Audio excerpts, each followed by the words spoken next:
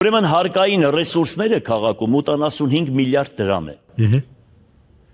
Այդտեղից Հայաստանի Հանրապետության սահմանադրության մեջ ֆիքսած է, որ մասհանումները 85 միլիարդ դրամ, որ այստեղ ռեսուրսը այդքան է, քաղաքին պետք է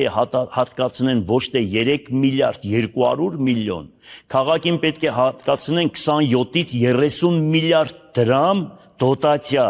պետական ուրեմն բյուջեից, մինչև այսօր չեն հատկացրել, աղետի կոդու այդ գումարները գնացել է պետական բյուջե, մենք ողորմություն էլ չենք խնդրում, դա քաղաքի հասանելիք գումարների մասին է խոսքը, սահմանադրության 185-186 հոդվածների մեջ ֆիքսած է